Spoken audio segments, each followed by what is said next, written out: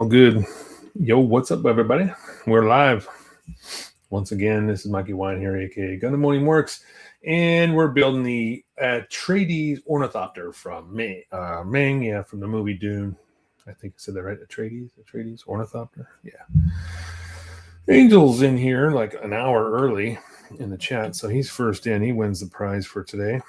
And we're going to keep building this thing. I didn't do really anything from last week, so we'll just be finishing up construction. Hopefully tonight we'll be able to get all through the initial construction. We'll start taking it apart because I got to paint the cockpit.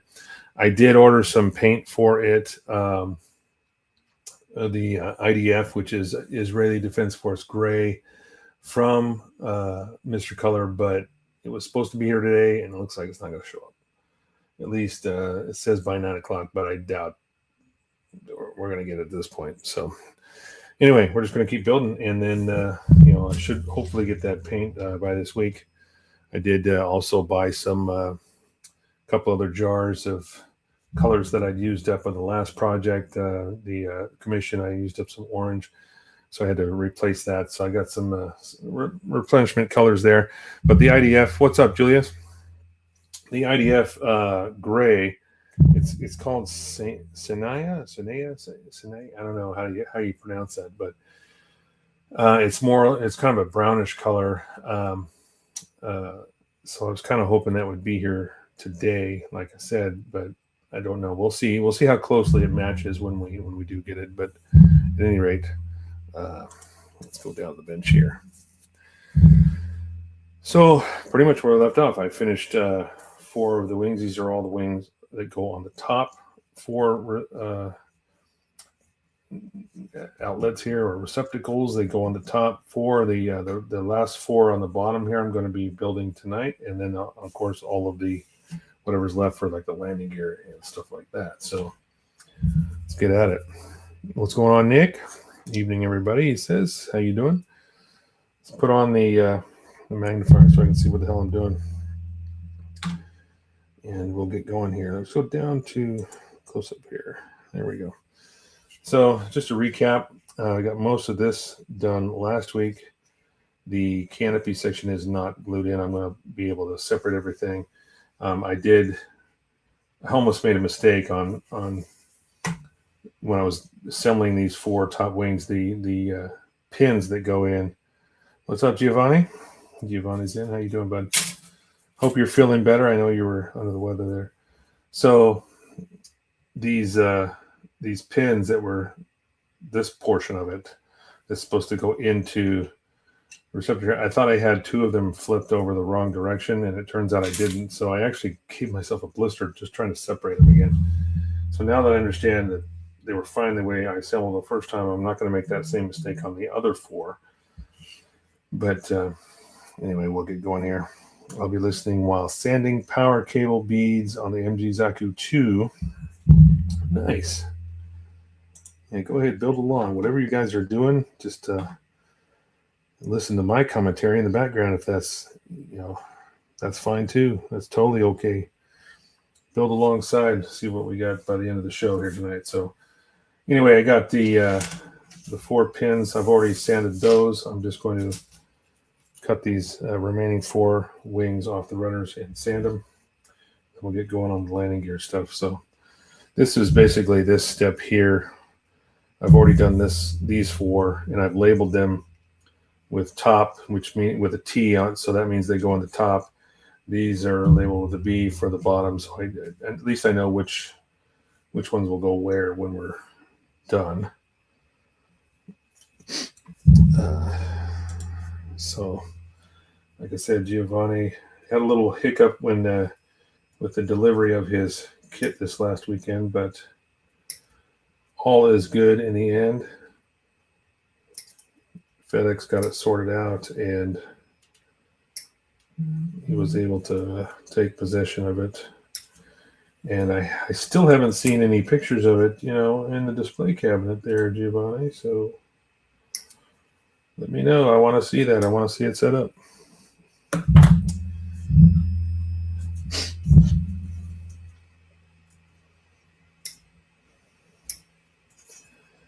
Because most of the time when most of the commissions I've done, once they're out of my hands, I don't get a chance to actually see them, on display. So it'd be nice to actually see that. That'd be kind of cool.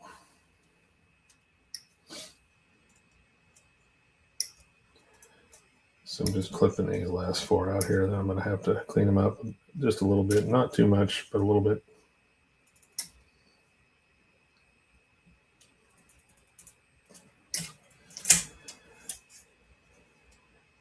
I noticed in the instructions here, these are facing the other direction. Like these go in this direction. These other wings are kind of flipped. So this pattern, I mean, they look the same, but they're just facing a different direction. I guess that has to do with, I don't know, just the way the bottom wings are installed. They kind of have them reversed. So that gets rid of 2 runners right there.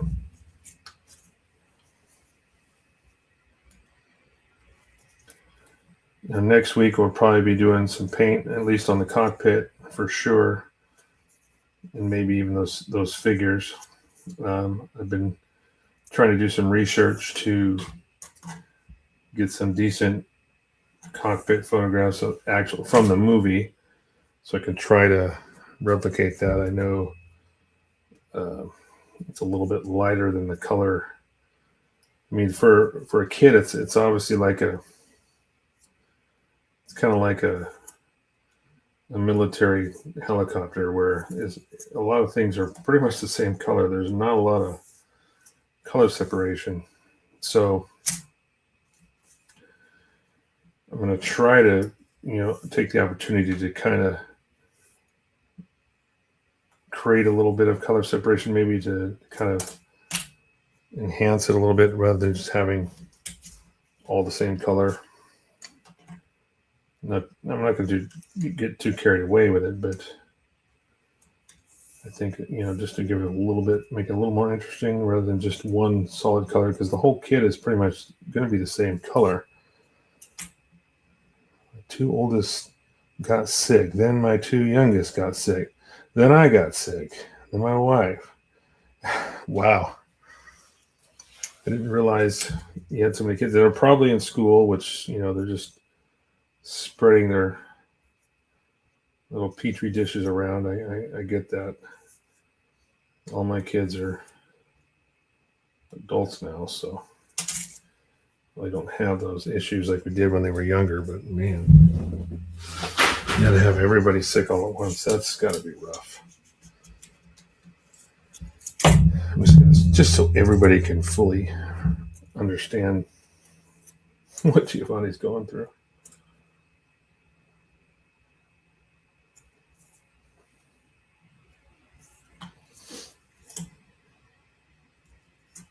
Anyway, though, are you feeling better though? Is it hopefully pretty much run its course? It seems like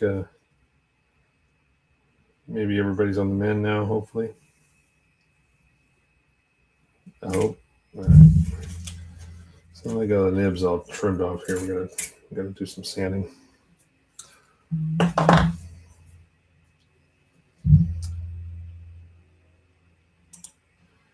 Damn, last 2 weeks. Yeah, that's a long time for everybody just to be sick all at once. Not fun.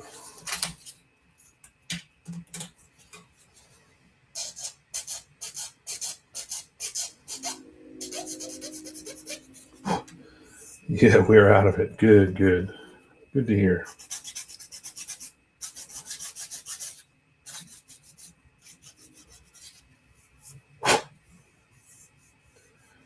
These won't take too long to sand down. So hopefully tonight we'll be able to get to the part where, at least we can see what the entire kit looks like assembled. And then we'll start taking it down, taking it apart. Maybe we'll see where we get, but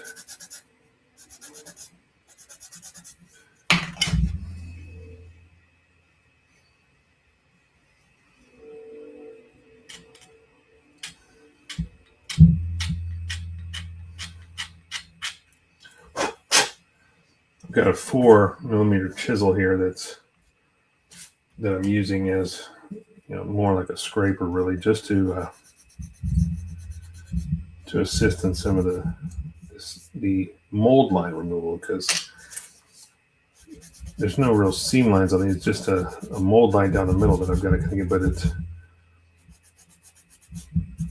some of it takes a little more sanding than usual. So just by using the chisel, I can kind of remove some material rather quickly, but also it'll be a nice smooth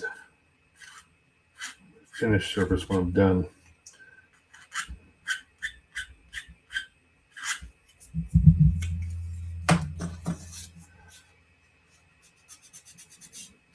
And then it just takes a slight touch with the sanding stick to kind of finish that off, but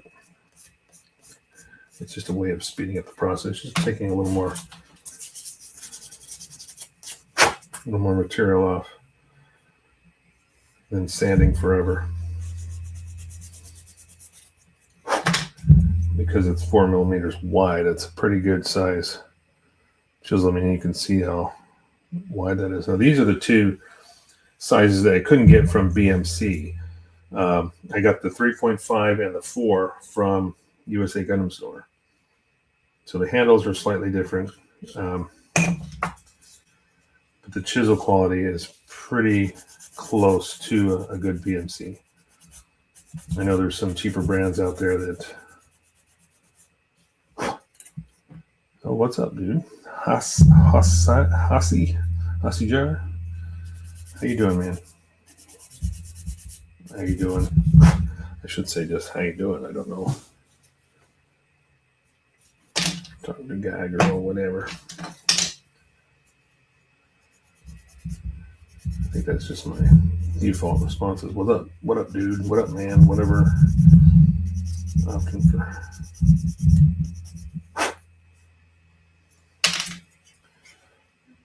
Doing good. Nice. Just doing some cleanup on these last 4 wings here. And then I'm not going to pop them in because I got to turn this. We'll be doing all the landing gear and stuff on the bottom. I think it's just going to be way easier than having these giant wings sticking out here. So I will be assembling them, but we'll install them later after I get all of the lower, all the landing gear and stuff like that installed or assembled, and then I can pop the wings at the last minute. So if we get time tonight, we'll see exactly what the whole kit looks like. It's pretty large. I'm looking at the overall length here. Let's see, of just the fuselage. Let me get I've got just a standard 15-inch roll here. So from nose to tail, it's about 12.5 inches. So it's a decent sized build. And then the wingspan, I mean, from both sides of these wings are over about 13.25 inches long, each one. So 26 inch, I mean, that's a 26-inch wide kit when it's fully assembled. Pretty big size. Oops. Is this the one I was working on? Yep.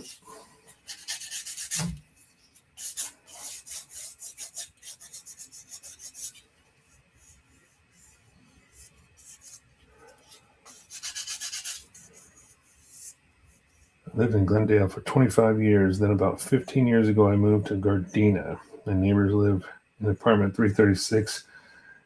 He's in 337. Same first and last name. Yeah, that's what caused all the issues. Was, I think, had the unit number not been left off the address by the lady at the mail store, that would have probably eliminated a lot of that headache. But yeah, having 2 people with the same first and last name, I'm just glad you got it. I was concerned there for a second. I thought, man, after all that work, it's going to suck if this thing ends up getting lost somewhere in the mail, system. But it definitely got there it was insured and got it quicker by using FedEx. And it turns out, the day I took it in, I didn't realize it was a holiday because I don't get paid. We don't get holidays like that on the job I work in. We don't get Martin Luther King off as a holiday, even though it's a holiday for a lot of people. So it never occurred to me that, the post office would be closed. UPS store was closed. So the only place that was open was this little mail store in Monroe. So I took it there, and a very nice lady, but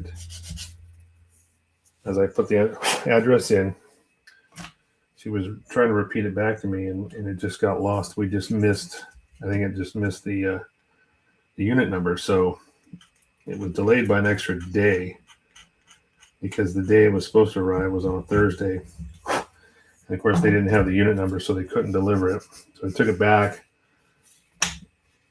for one more day. It said that, the address was fixed, be delivered the next day.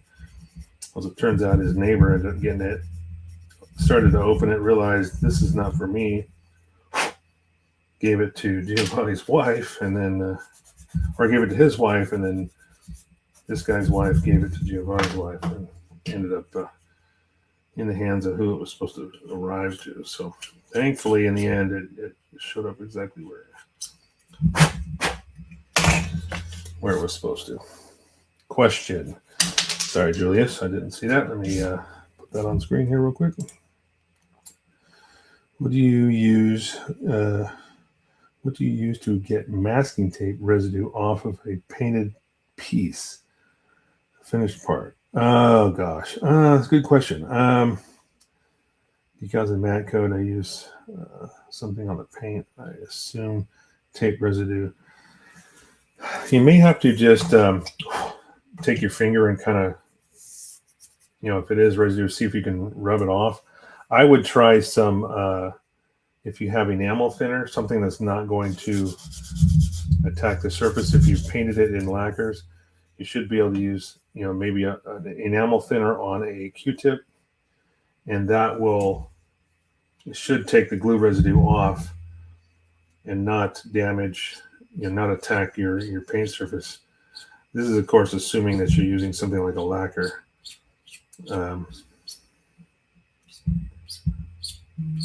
Which I think I've even experienced the same thing where you just, I use pretty high quality tape. I don't use cheap tape. I try not to, but occasionally you get a piece that, some of that residue transfers over when you peel it off.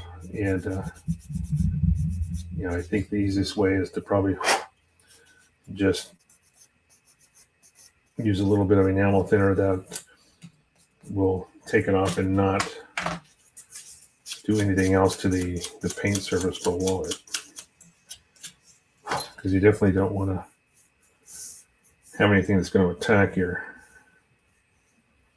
finish,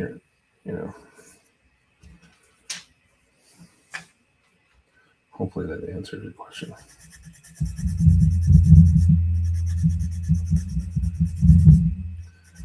I use AK odorless enamel thinner, I like it because it is odorless. I use it for doing all my panel lining stuff and maybe a reverse wash here and there. But I think it works really well for stuff like that. If you have a little bit of residue, it will, with a Q-tip or something, it'll rub that. It'll come off pretty easily, and then just evaporate away. Anything that's left won't leave anything on there that's going to give you any further issues. If anybody else has a recommendation, go ahead and put it in the chat, and I'll make sure I put it on screen so everybody can see it.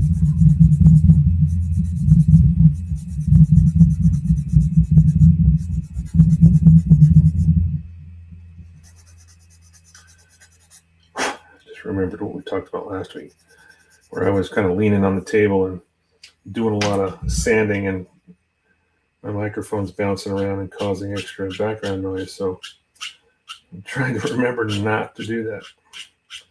maybe I need to come up with a different place to mount my microphone boom, so it's not mounted to the table. I was thinking about maybe trying to put it on one of my shelves that's next to me, but not attached to the table. So if I do shake the table or what, it's not going to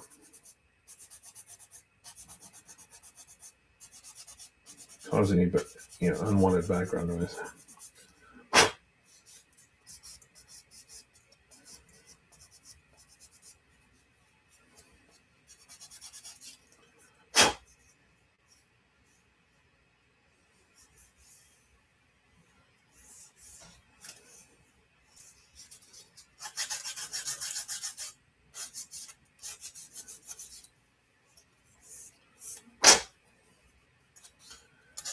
Trying to find these individual nubs. There's like 4 of them that go along this wing edge, and it's kind of delicate because you can see that. So I get it behind the background here. You can see that there's a gap in between her, so there's a pretty thin piece of plastic here. You want to be careful. Get too aggressive with the sanding stick, end up having to make a repair.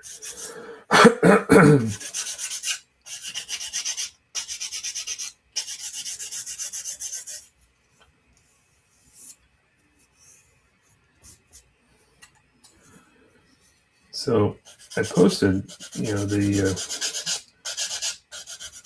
can't remember where I did a little bit of a post on this kit, and I'm sharing about how overall right now I'm really kind of impressed with the fit of it. I think for this company Meng, this is my first experience using a kit from Meng, and they've got some really, really nice molds.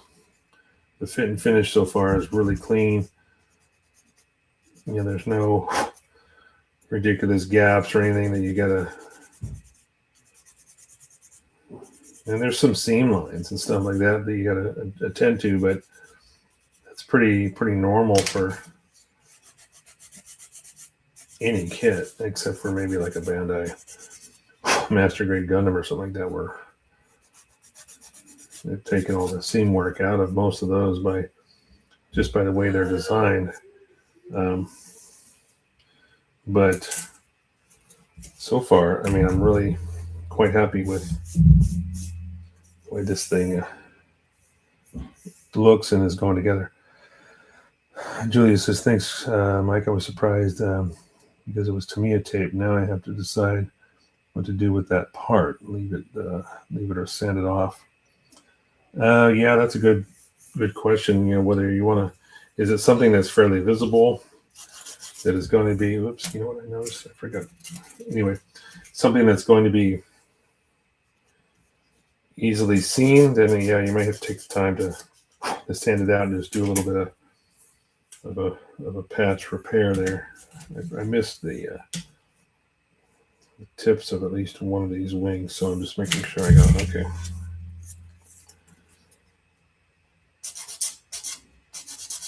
If it's something you can get away with, if it's hidden in a place that's not too terribly bad, then you may be okay with leaving it. Otherwise,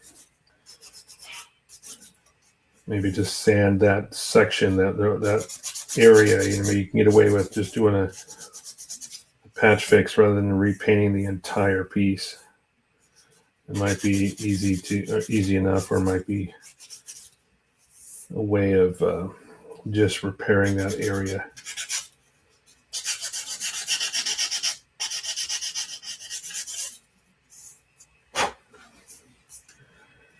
It's definitely creating a lot of dust with this plastic. I don't know if it's just the plastic in this kit or just the way I'm sanding this off, but it seems like it creates quite a bit of dust.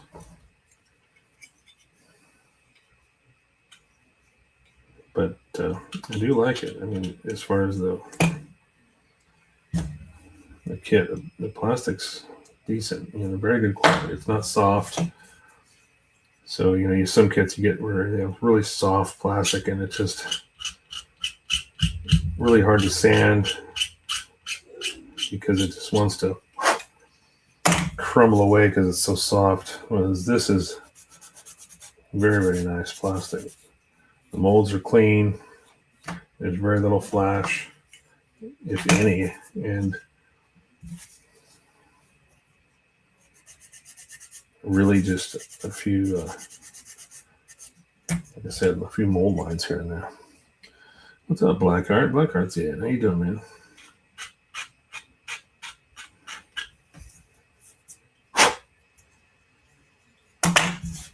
Good to have you as always. I have peeked inside the box. This Sunday I'll play with it, and then I'll have 1,000 questions. You haven't taken it out of the box yet, Giovanni? Oh, man. I'd be dying. Be dying to know. I know it's not perfect. I strive to be as perfect as possible, but it's not perfect. But I think it came out very, very well. I'm just hoping that the packaging I did was good enough. Okay, because I really took a lot of time trying to make sure I packed that thing so it didn't move around, because I wasn't sure how. I never trust any carriers to be gentle. Even if you put 1,000 fragile stickers on the top of it.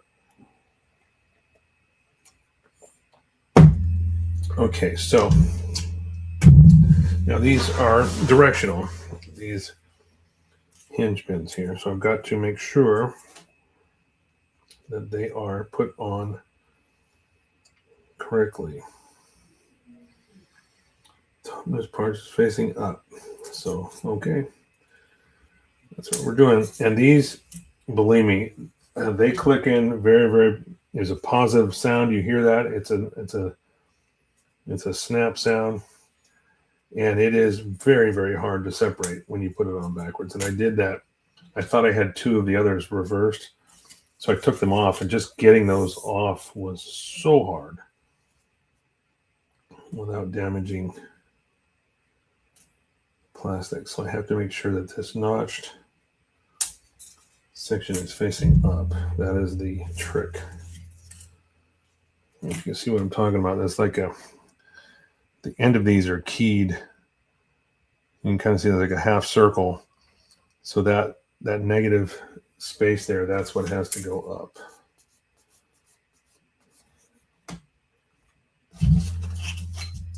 I really need to stay on this, I guess, because those are not going to be exposed. But anyway, that goes up, and then it snaps on just like that. So you can see the difference here. These are facing the same direction, but they're opposite. The wings are opposite. They're the same. They look like they're the same length. They're just not. They're just flipped. Okay. So normally we would have these on here. These would go in, like this one would go in here. I'm not going to fully install it. And then you'd have one of these. These are the top 4, and then these are the bottom 4. So you can see that I can't even get them in frame. They're so long. So when these fully extend, again, these aren't fully installed, but gosh, this thing is huge. I'm going to go to the only 61 more power beads. Oh, geez. Yeah, those are fun. Yeah, everybody is sick. I've been doing a lot of housework. I don't even I don't know how my wife does it, right? So let me go to just this view here so you can see just how, I'm going to try to get him in frame here, just how long these wings are. So this is obviously the bottom 4, which will go in both sides on the bottom, but yeah, massive wingspan. All right, so go back here. Now we're just going to, I didn't fully insert those because I wanted to make sure I could get them out. And the nice part about these is too, like I think we talked about it last week, is they have kind of a, there's a tooth groove in there. So they're notchy. As you pivot them, you can feel a positive notch on there, which makes it very, very Nice. All right, so I'm just going to set these wings aside here so we can flip the page. Get on to the next step, which is going to be, we'll be working it. Yeah. Oh, this shows you how to store the wings. So I guess, oh, maybe they do face the same direction after all when they're done. So you have to insert them and then rotate them 180 degrees to get them to fold back. I'm gonna have to really pay attention to that when I go back and reinstall these, because there's a way that these are supposed to fold back and like a stowed position, but I mean, I would try my best not to display it that way. It seems like it would be better to obviously have it displayed with wings out, but I guess you got to figure out how they go. So you can, because if you're looking at this is what I'm talking about. Let's see if I can show you. See, so it shows like you go back at 90 degrees, and then you got to turn them 180 in the socket there, and then I guess they are still facing an opposite direction, but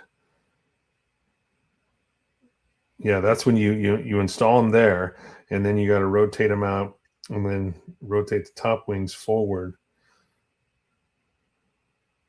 and that's what they're supposed to look like fully. So I guess they are. It looks like they are in the same direction when they're extended. You just have to, when you rotate these out, you got to roll them 180 degrees so all the fins are facing the same direction. I thought they were backwards, but I hadn't rotated them. So once you do that, I guess, yeah, they do. And then this final picture here, it does look like they're all facing the same direction. So shows how much I know. I was wrong. I thought they were opposite. What's up, George? Hello, fellow modelers. It's a space rowboat. Yeah, pretty much with a 18-20 inch wingspan. I mean, these wings are massive, and then you pop them in and extend them, and it's huge. It's gonna be one of those kits that can take up half a table. I am bummed about IPMS, because it appears that we're not going to have a show here this year. So that would be 2 years in a row now that I'll be missing IPMS. Sucks. Oh well, it is what it is. All right, let's do some snapping here. All D-runner stuff. Well, not really. I got a few E parts here, but first we got to get to all these. So 21. Are we doing 2 of these? Landing gear deployed. So is there 2 different versions? Landing gear deployed or landing gear retracted? Well, I guess I'm going to do deployed, because I don't think I'm going to be displaying this in flight. So that being said, I guess I'm going to go back to deployed. We'll do that. Julie's just said George out loud in his house. That's funny. Yeah, George, they're not hosting a show. Apparently they moved venues. I talked about this a few weeks ago. I can't remember how many, but I didn't hear about all of the other things until recently. Originally, we thought they were just relocating to Monroe, which would have been great, because it takes an hour drive and reduces it to 15 minutes, maybe not quite an hour, but still you can think about, the drive time would be significantly less if it moved to Monroe. And then Angel, actually, a buddy of mine here, was saying he couldn't find the event online anymore after we had looked it up on their website. And so started asking around. I asked Josh, aka Cobra Pla, and he said that, yeah, they basically not doing a show. There was some drama within the group. They got kicked out of the Renton location last year. I guess there were people complaining that they were taking over the whole building, which I don't understand because, I mean, you're paying for the space. You should be able to use as much as you need. But evidently they got kicked out because of that. So they were trying to find a new venue, and now there's so much drama within the group that they're just not doing a show. So who knows if the IPMS Seattle Spring Show will ever recover from what is going on. So I don't know. It's disappointing, to say the least, because I got quite a few kits that I can put on display now. It's been since I missed last year because of work. I've got all those builds I did the year before, and all the builds I've done now. It's just kind of anyway. Doesn't look like it's going to happen. So 11 and 12.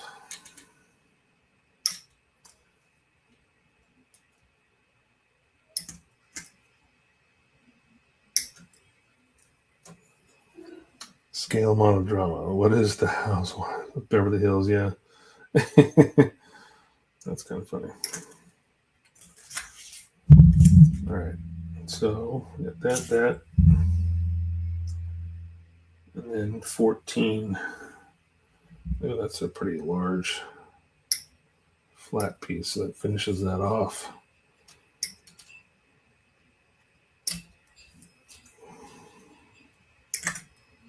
All right, I'm just going to leave this runner down because I know I'm going to be going back to it.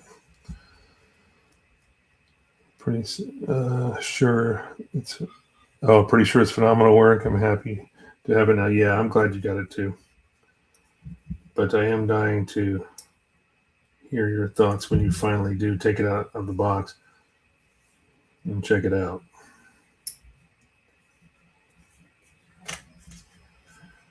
Because, like I said, I did my very, very best to make sure it was packed very nicely. But if you've not taken it out, I'm hoping the cockpit's okay. I'm hoping everything showed up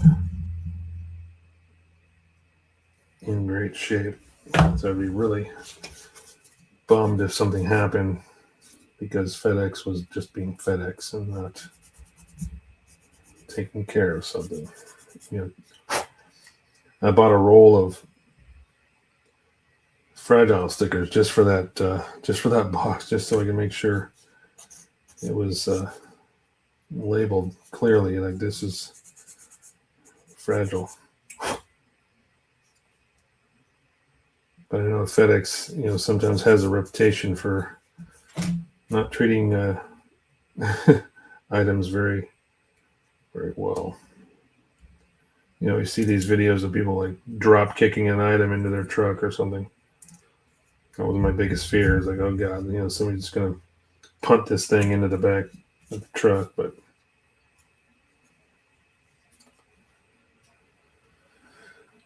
now I want to give a commission to Chris Pavs.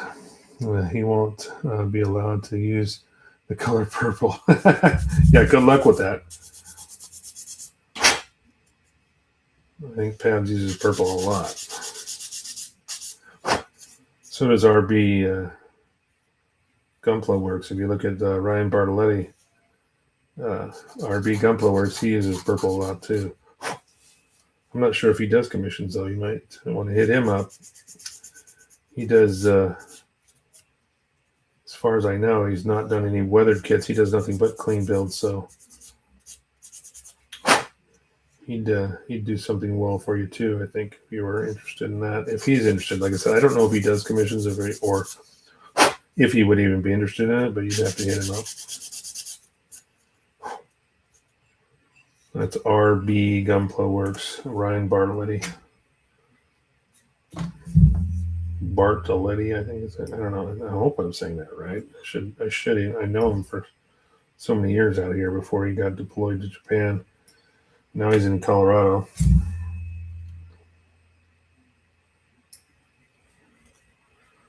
I like purple. You have a purple car. Well, that's good. I don't have a purple car. My car is called Bob the Stormtrooper, and here's why. So I bought this car, or I leased it, I should say, back when I was working for Lexus.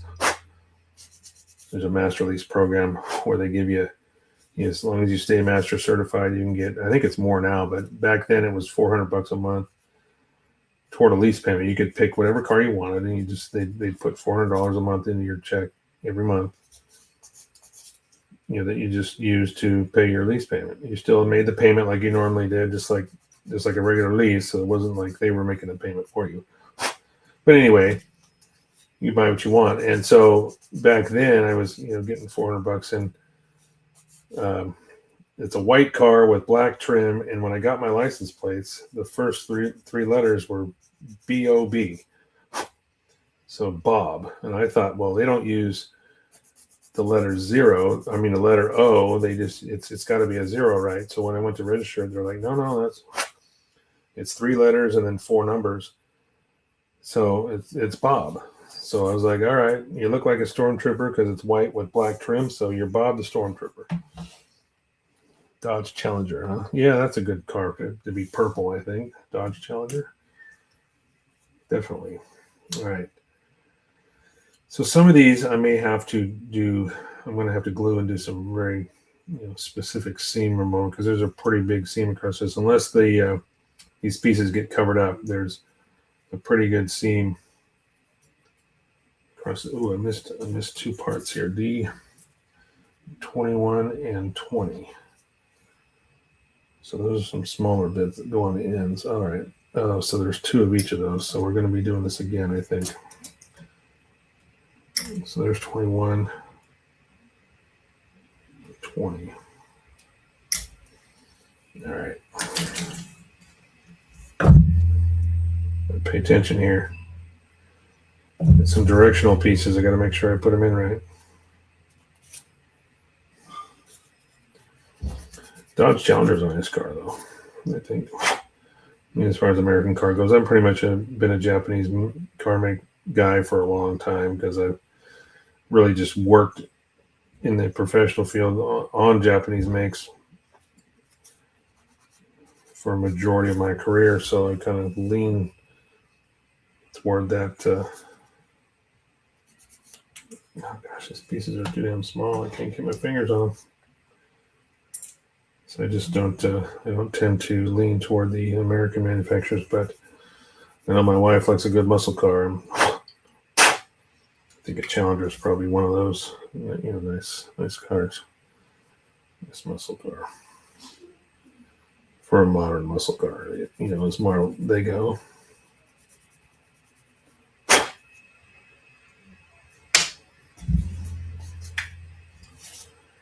Bits keep flying out of my hand as soon as I go to sand them. Can't keep my hands on them. All right. So let's go this way. This is supposed to go through here, I think.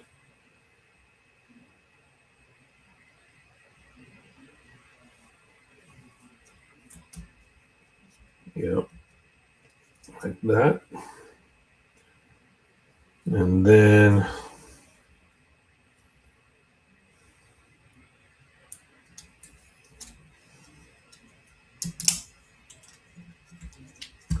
it should be easy enough to separate. But I still haven't figured out it looks like I may have it's the only drawback about these or this kit so far is there are some pretty big long seam lines that are going to have to be addressed, and it's recessed in a groove. So what I may do is when I'm assembling this, doing final assembly here, is I'll run some glue in there and squeeze this out and hopefully get a decent bead across that line, and then I can use like my chisel. This is a 4-inch chisel which pretty much fits right in that groove, and then I can go down that groove. What's up, Peter? Better late than never. Yeah. No worries at all. No worries there at all. So now I've got to try to see how these. Got Gosh, it's hard to picture how this goes. Oh, no, that's going to be this one, I think.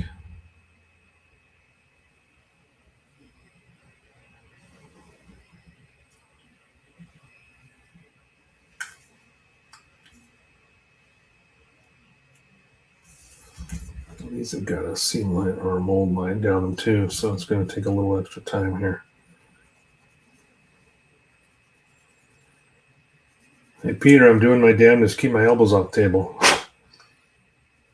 You talked about the microphone shaking around, so I'm definitely trying to keep conscious of that.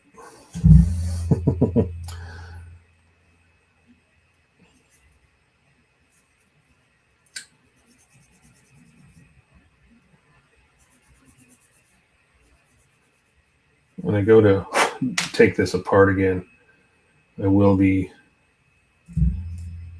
taking a closer look at, all these pieces too, to make sure that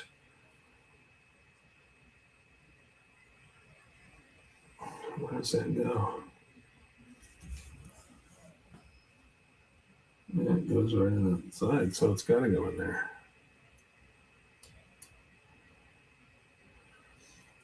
Just to get rid of that extra mold line on a lot of these parts. I think this is supposed to go right in there, but I can't. It doesn't seem to want to fit.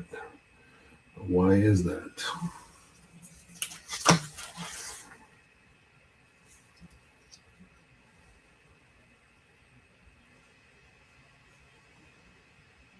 Oh, it's because I'm trying to install it in the wrong place. It goes right here.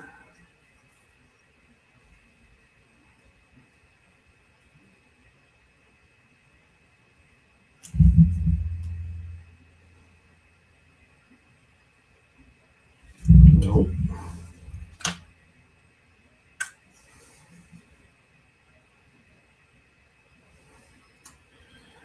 I can't tell if this is, I guess it's supposed to go this way.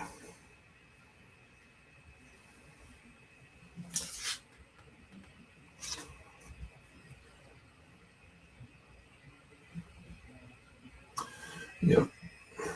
All right. It took a little time to figure that out because for once the pictures aren't super clear on that. So just a little bit of a little extra time there. Let me get rid of some of these nubs. All right. So now that we got that assembled, it's just time to trim this off and put this piece on top here. So that goes right here.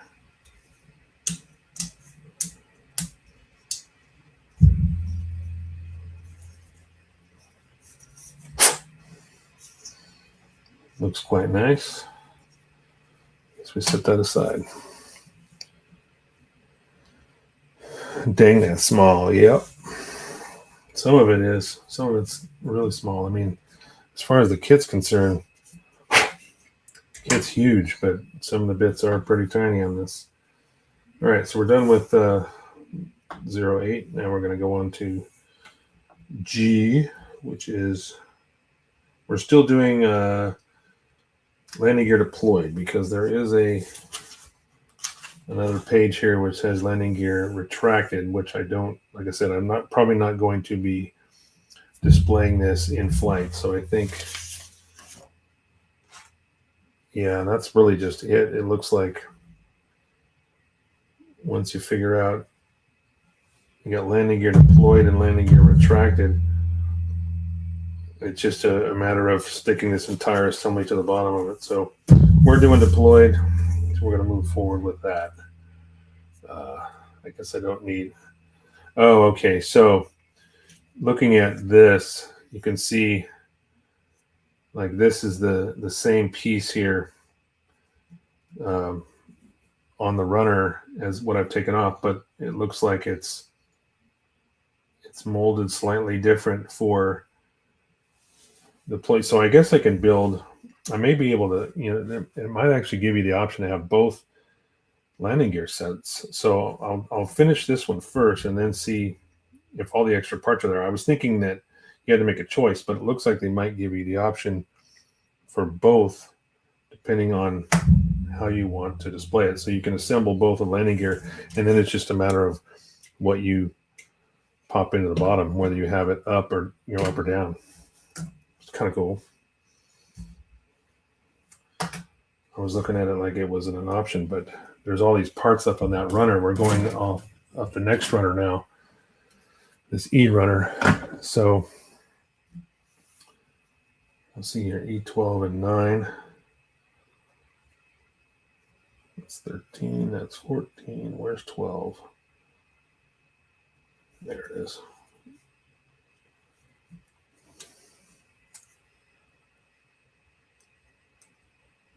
What she said. Sorry, but I was such a layup. What I miss.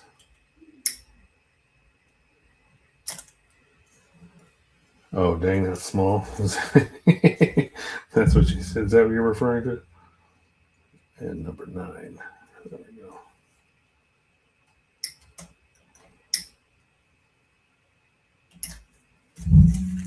All right, and then we got 4 of these. So we'll have two per, 2 for deployed, 2 for retracted, and number 11. All right, so we'll start with those 2.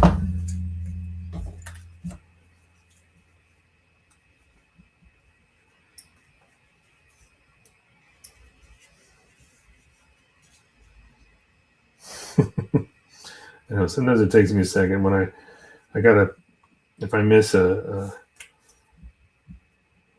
in the chat, I gotta go through and make sure I read something to make sure I get what everybody's saying. Sometimes, especially like a joke or something I miss.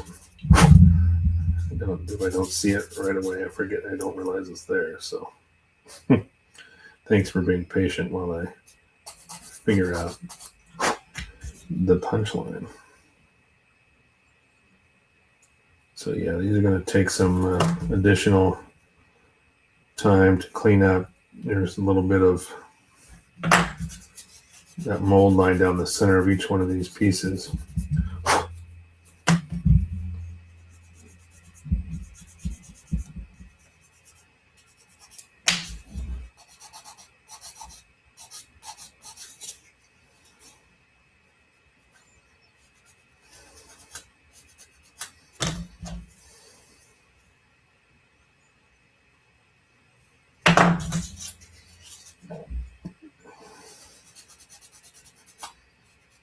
So hoping to get this done, or at least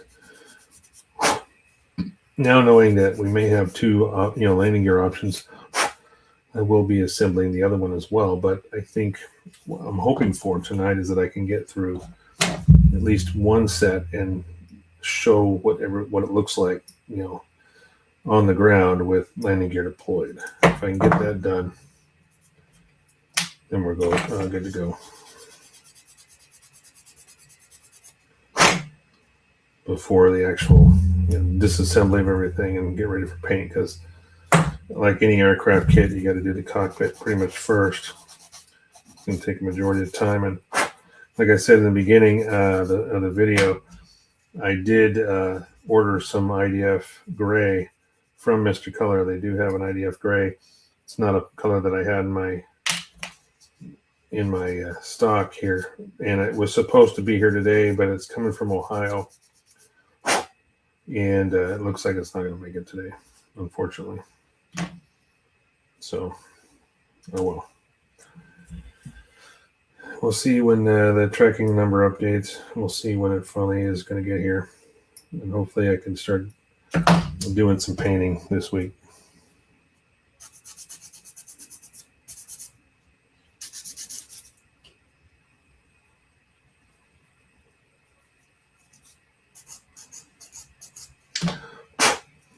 Okay, so there's just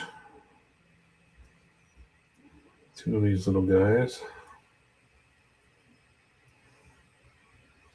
And again, I'm going to say it, the fit of these parts, I mean, even without glue, they're very, very, very good. Everything fits really well.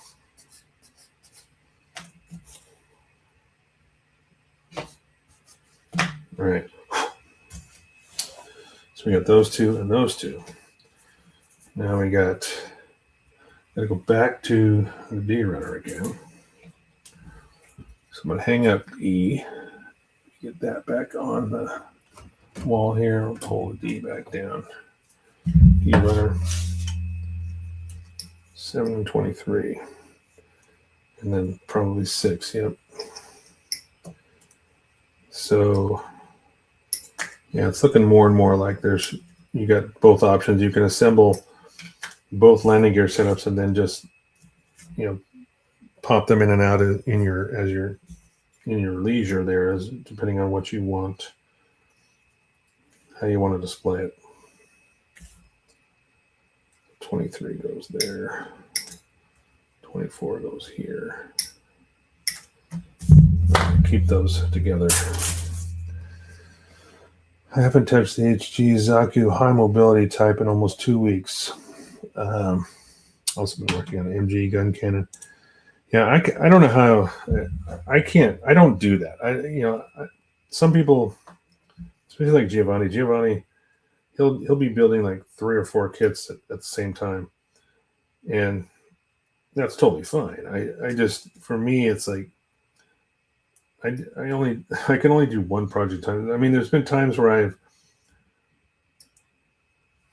something's in paint or something, I'll pull something out of the backlog to snap while the other project's in paint. But that's really the only time that I'm doing more than one thing at a time. It just seems like I don't know, my focus I have to see it to fruition, unless it's just a piece of junk kit and I just get tired of it. It's like, nope, we're done with this, and send it to the train station. But most of the time, I mean, Giovanni, we'll have these conversations. He's like, yeah, I'm working on this, and I finished this guy, and I'm doing this. I was like, how do you do it? For me, I just have to do like one at a time, maybe 2 at the most, but typically I gotta start one and finish it. There's very few circumstances that, I mean, there was a time back when I built the Elin Cassatria. That was probably the first time that I'd ever put something back in the box. I had just got done doing a very complicated resin conversion, and then I got that thing, and it was just a nightmare because it was a Chinese kit. It was one of the very first Chinese kits, and it wasn't as good as some of the Mechanicore stuff we're seeing now. And I was just like, I can't do this right now. I need something that's just going to go together, nice and simple, and not give me any headaches. And there was just a ton of wiring issues with that thing. And I ended up opening it up almost 6 months later, I think. And then finally, I was finally able to just focus on it and deal with all the issues I had. But it was just, I had just done this really long build, and I was just like, I can't do this, What shop did I order the paint from, Julius? Oh gosh, what was it? It was somewhere in Ohio. Let me look it up. It was just, I had just started Google searching the GM Toys and the Humvees. You got all these people mentioning me. Let's see here. Let me go through my email real quick. Sorry about that.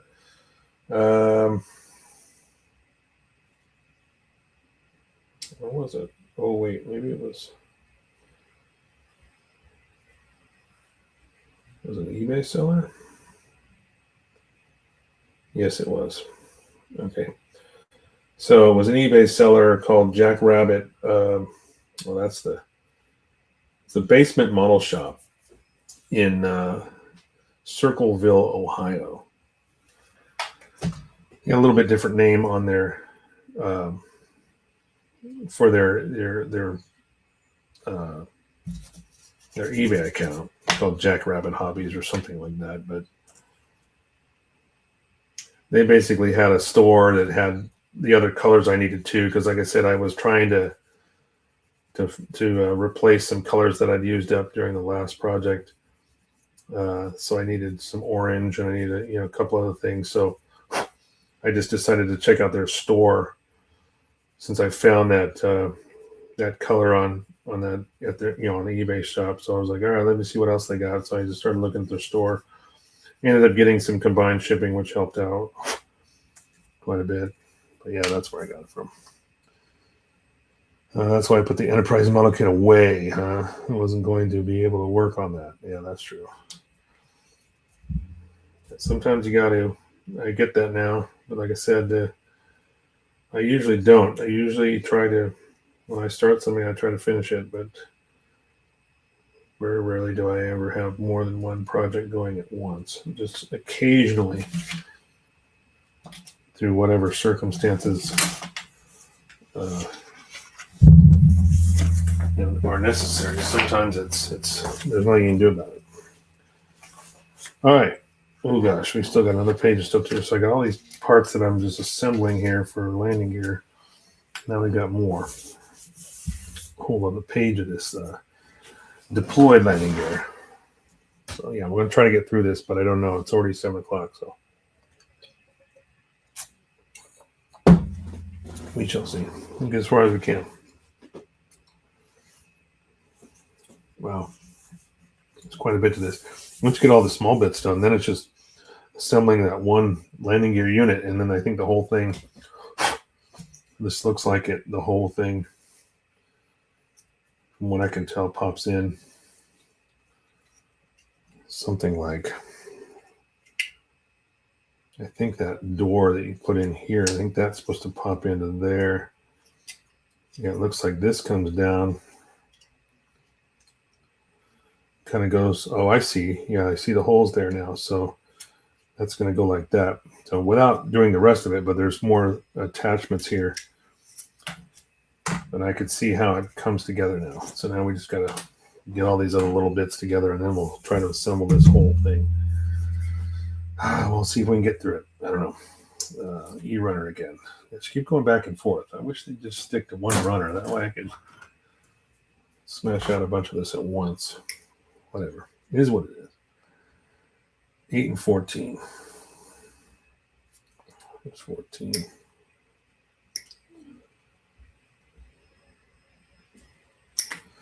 It's almost like you'd think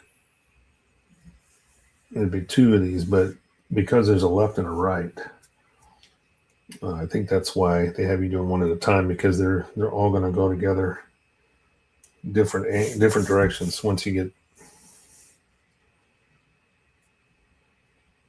14. Let's see. Oh, I did 14. I need 8. There's number 8.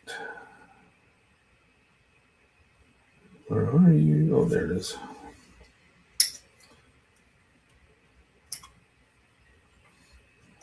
That's probably why they're not doing like 2 of these, 2 of those, because there is a left and a right. I'm just going to see if I can clip all these pieces off and try to speed things up here.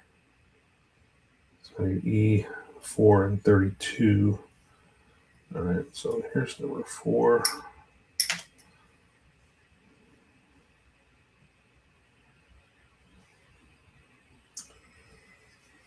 Oh, okay, so that's going on. All right. I thought I was doing a separate piece, but this is like from here to here. It's kind of going down and around. 20.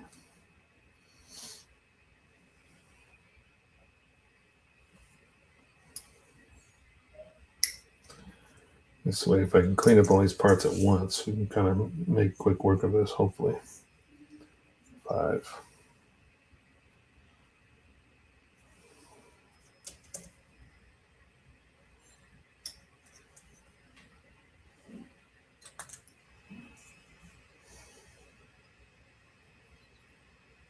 Oh boy, that's going to be interesting. Okay, that's just the first section. Question: Where would you recommend getting fiber optics for lighting effects on models? I buy my fiber optics from the fiberopticstore.com. Now, I don't know if there are better suppliers. There was a time where their website seemed to be kind of shaky, like I wasn't sure if they were going out of business or something, but it seems like they're back up and running now. No problems at all, full speed, but that's where I buy everything. And I buy bulk rolls of various thicknesses of fiber optics. You can buy side glow or end glow fiber optics. So depending on what you want, I'm assuming you'd want end glow because that's what I use for lighting stuff up, doing lights. Unless you want to have a strip of something lit up, you obviously want side glow.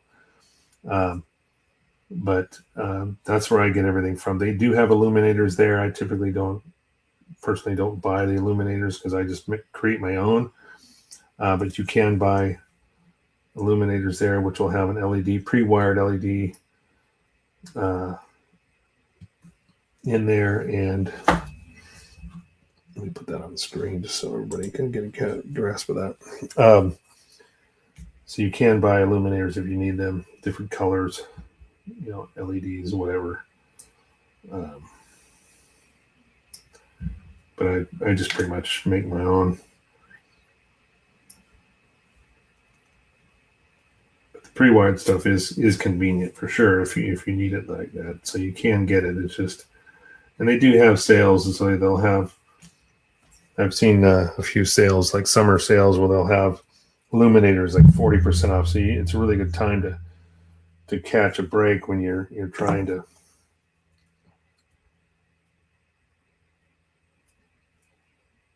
The hell does this go? Oh, this goes this way. Okay. But yeah, it's called the fiberopticstore.com. I'm sure you're looking them up right now as we speak.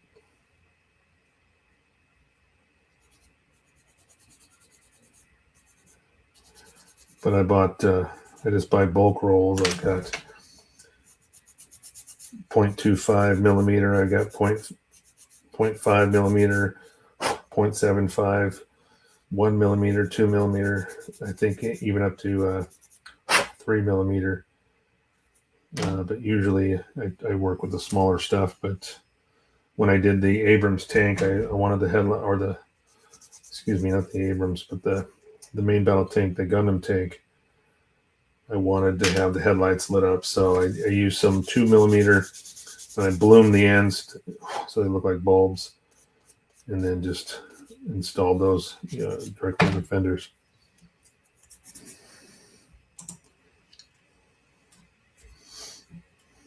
All right.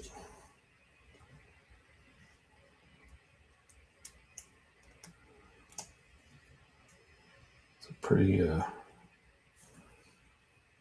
good fit there. I missed a 9. There we go.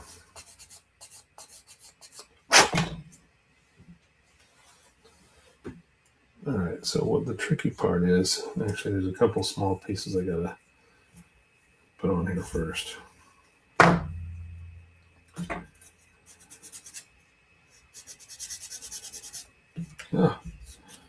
Just popped out of my hand. These tiny pieces there, that's the hard part.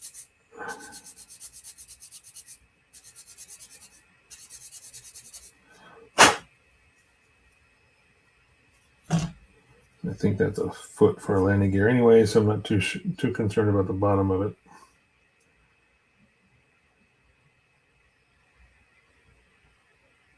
So that's got to go there.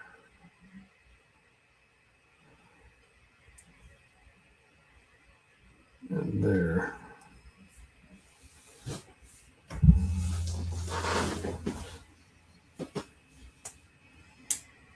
All right, that was pretty good. You could hear that. I don't know if you guys could hear that kind of popping together. It's a pretty positive feel.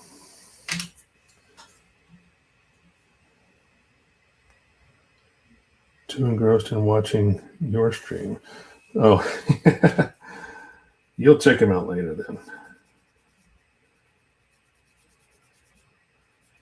But yeah, it's basically raw fiber optics. You can buy a bulk roll of it, 100 feet, whatever, 50. I think most of them come in 100-foot rolls, and they look just like this. I mean, I'll show you what I'm talking about.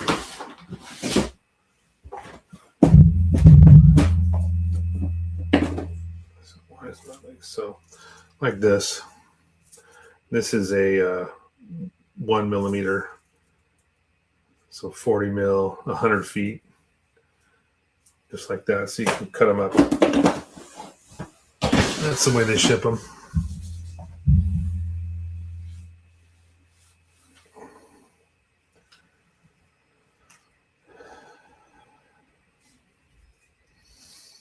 So I'm just trying to get through this last piece. I don't think I'm going to be able to finish this landing gear, at least tonight.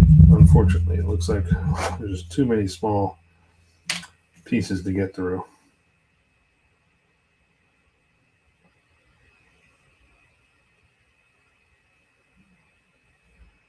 Okay, so that goes in like that.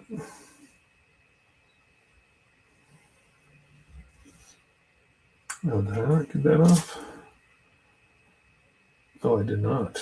I got one extra piece I did not see. I was looking for it. I'm like, what am I missing here on the bench?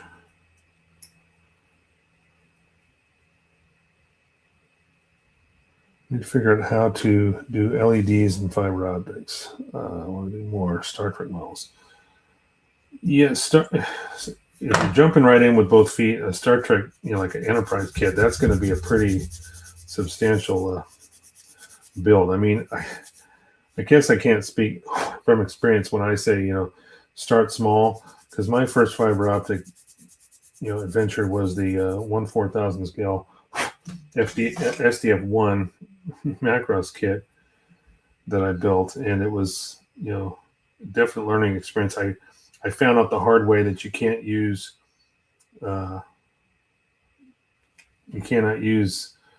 super glue on fiber optics. It is too aggressive, and it will come back to haunt you. You have to use something like I found out that you can either use Elmer's glue, which works very well, or I found out that canopy glue that I have is amazing for fiber optics. I think it works really, really good. This is supposed to go on here, but this peg is not cooperating.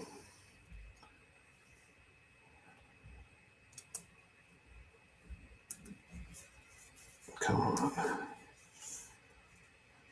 Gosh, how does that go on there? It just does not want to fit in this. You're supposed to go up and down, press this piece down onto this other one, but it is just not cooperating. It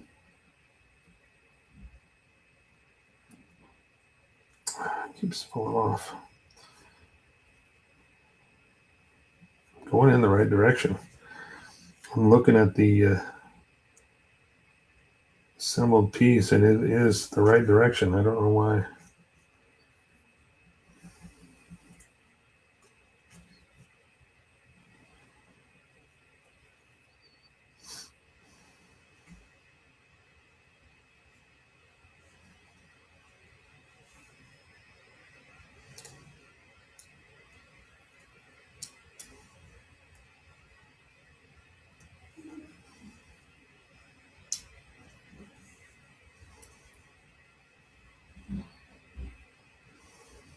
Jeez.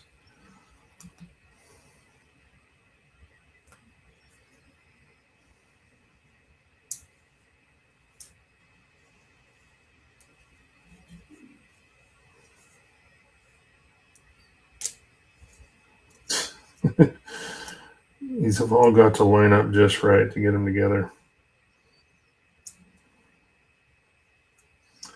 And my fingers do not want to work.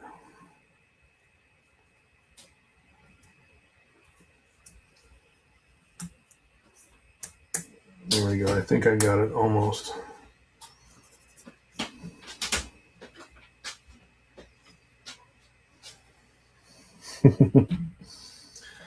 My wife is sneaking in a treat for me. Looks like I got chocolate bark. Chocolate bark. Oh, damn. Coconut and what? Walnuts. Oh, nice. Oh, pecans and walnuts. Very nice. Thank you, honey. All right. So this last piece, I was fighting with this earlier. This is supposed to go on here. Actually, I think I flip it over.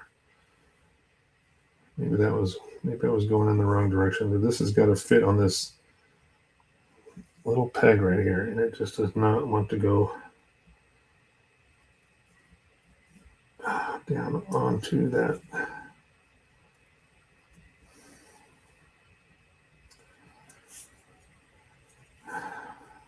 Man, and I know it's a tight fit because it's going to snap on there and not come off. I mean, that's the whole purpose, I think. But I think I just need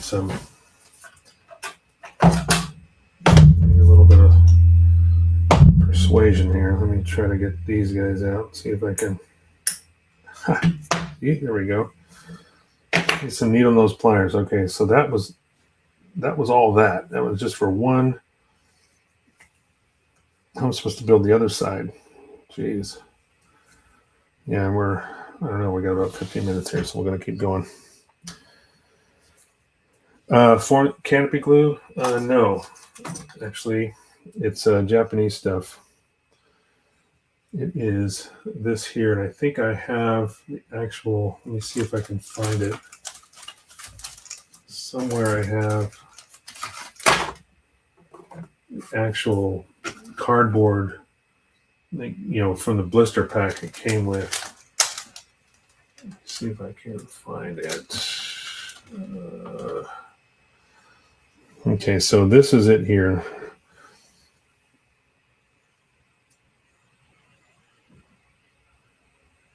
$190,530. If you look up that number, I know I've got a photo of it. So let me just bring it up.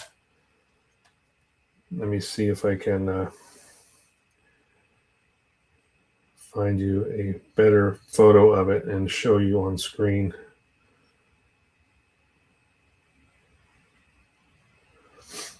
But it's really, really good stuff. It dries clear, and I think it dries flat even. But I've got to find it. I know. There we go. Okay, so here is the actual packaging. And I would look up canopy glue and look up that number. 190, what is it? 190530.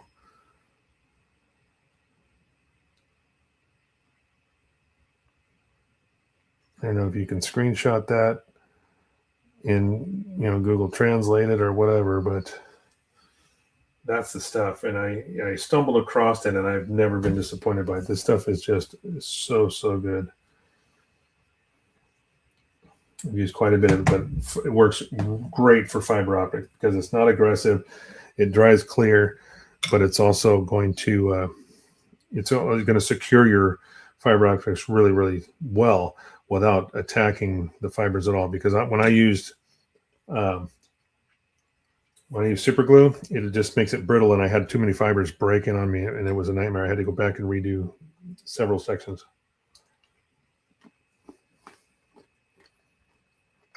Your local hobby shop, huh?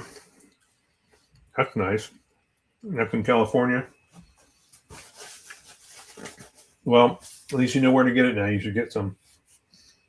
Giovanni. Wow. That chocolate bark is really good, but holy crap. Makes you thirsty. All right. I got done with this section. I'm going to try to get through one more here. And then maybe we can put all this together. I don't know. For 10 minutes. See if I can pull it off. Meanwhile, I'm smashing things around. 7 and 13.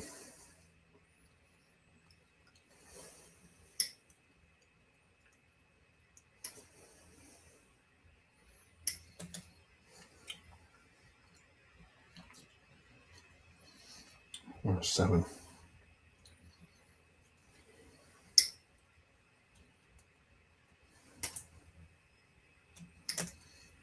All right. We know about 5. And now that I know the trick, how to put that piece in, 26. Where's 26? I found 20. There it is. I say I found 27.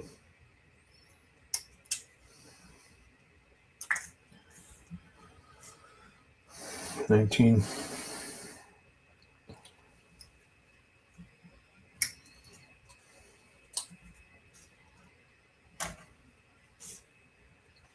$4 and 3 and 4. So I'm going to take this other 3 off. 4. All right. I think that's going to do it.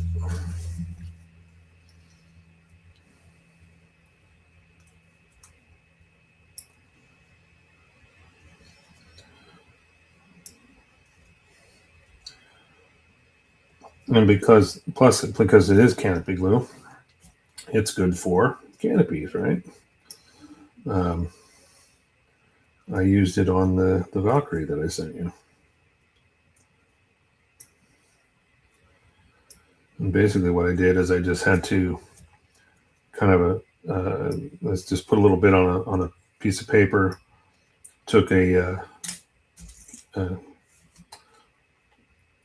toothpick so I could just put a little tiny bead down on where I wanted the canopy to stick, and then and you've got some working time with it because it dries fairly slowly, so it's not like super glue that's going to set really fast. You've got some working time, but yeah, it dries clear, and definitely works very well.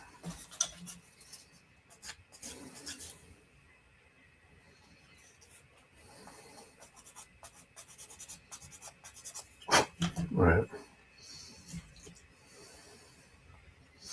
Let's see if we can get through this.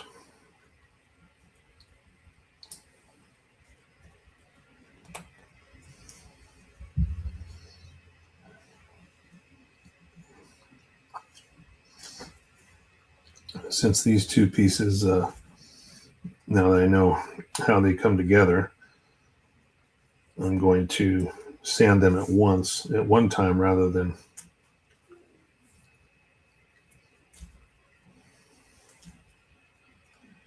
so I got to put this in first.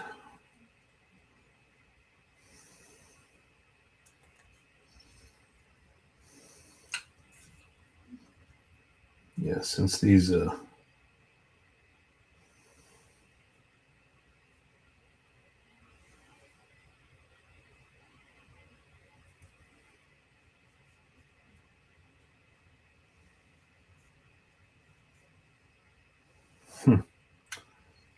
trying to get this lined up, it's not easy.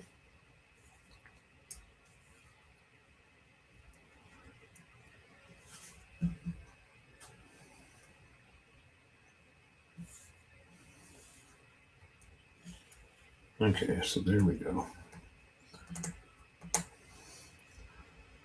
Once I figured out where the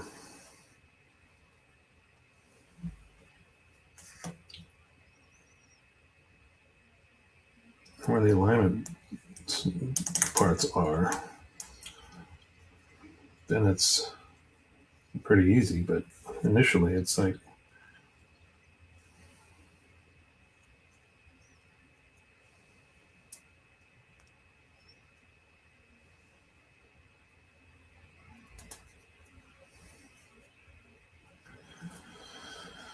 okay, so we got that, and then the last piece, again, this troublesome sucker right here. But I think like I'm going to do last time is I'm just going to take my needle nose here, and I think I can, yep, yeah, that was so much easier. So much easier than trying to do it by hand. All right. Let's see if we can assemble this. I know I kind of rushed through this. I didn't really sand the bottom of this piece, but that's the foot anyway. It's going to be on the ground. Not too worried about the bottom of it. Okay, so here.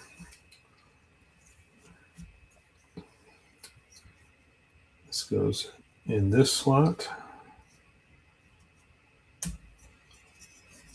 So this gear, the landing gear, kind of sticks out. See how it kind of spreads out to the sides? That's kind of trippy. All right. So then we got 2 of those and 2 of those. See, this one is going to be, yep, this one goes in here. Again, that sticks out to the side. So all the, I can assume that all the landing gear that is retracted will be straight. The pieces won't be jetting out sideways like that. And then we got these last 2, which one goes on either side here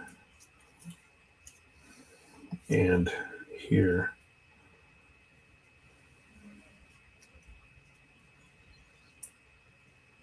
All right, like that. So now, the way this goes on, looks like that snaps onto that there, and then there's 4 pins. So there is the landing gear. Wow, I actually like the way this looks. It looks very technical, and boy, does it sit very stable. And I think it would have to be because of just the sheer size of those arms. But yeah, all of the retracted landing gear is going to be tucked into the body here, I think. There's going to be another piece. I just kind of popped this in, but I'm pretty sure there's probably another piece that fills this in on the bottom. I can see one on the runner, on the D runner. It looks like it just goes in here and fills in this body gap. So you don't have this big opening here. But as far as the way the landing gear pops in, that's how it goes. And it fits sits very, very stable. So the other set is, like I said, is most likely going to be tucked in.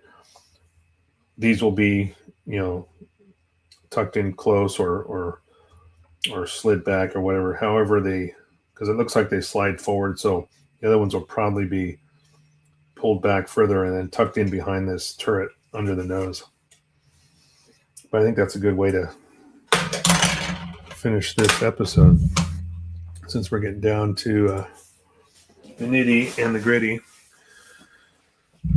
So there we go. Sits on the ground. I can take this and hang it back up on the wall. Got all those parts left over for the other landing gear, and then these. That's the bottom. So this one will go in here like this, and then it got, these will go in like this. So man, what a long wingspan this thing has. So you can see this. I don't know if you can get all that in camera.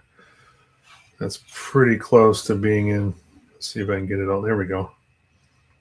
Almost see the wingtips both sides. So yeah, this is pretty darn wide. Let me see if I can even measure this. I'm just going to use my ruler. So we almost got, from wingtip to center body is about 14 1/4. So that's 28 1/2 inch wingspan.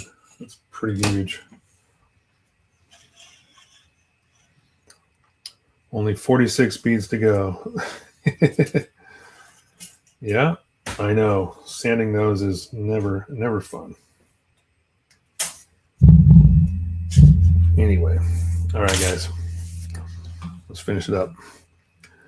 Took some detective work, but the canopy glue Mike showed looks like it's named Ceramidines. Yeah, CA089. That sounds very correct. That sounds exactly correct. If anyone is interested, yeah, I know I have the card for it somewhere around here. I just, without pulling everything off of the this board looking for it. I know I've got it hanging here somewhere because I didn't want to lose the packaging for it. So I know I just kept the cardboard backing from that blister pack. And anyway, Giovanni says, good night, everybody. So everybody screenshot that before you run. It's a CA089. That sounds exactly correct. If memory serves, that is what you're looking for, and it is very, very good stuff. I'm very happy with it. So let's go up here. Let's go to the top here. Whoop. Hide comment. We'll hide that real quick. Okay, so we had Angel in first. He was in an hour early. Julius in close second, and Nick after that. Giovanni. After that, then we had someone from Twitch. We had Hossi Jar 1. Thank you. Thank you for joining. Absolutely. And then that was pretty much it until Blackheart showed up. Then George. And if I'm not mistaken, I think that was pretty much. Oh yeah, then we had Peter pop in after that. He was the last one in. So anyway, guys, thanks again for joining. As always, it's fun to have everybody here in the chat, kind of asking questions and promoting the hobby as we get deeper into this. Hopefully, I was really hoping that paint was going to show up today so I could test it and see how close it is to the color, the colors of the artwork or the colors of the kit. I'm not sure. I don't have anything else to go on other than I just ordered the Israeli Defense Force gray, which is more like a tan color, or brownish, kind of like this. It's a light chocolate brown, I guess, but we'll see. We'll see when it shows up. Hopefully it's good, and we'll go from there. So once I get done with the extra set of landing gear, then I'll be taking this thing back apart. So we're going to start painting the cockpit and the figures. It's probably where we're going to be next week. Maybe if I am in the middle of paint, we might just pull out another project out of the backlog and see about starting something else. But anyway, thank you, George. Good night to all. Do good and be safe. Stay safe. Yeah, stay safe, everybody. Be good humans. And we'll catch you next time. Thanks, everybody. Like, share, subscribe. Smash that button. Help me out. Help us all out. Help us promote this hobby and keep it going. Appreciate everybody. See you next time.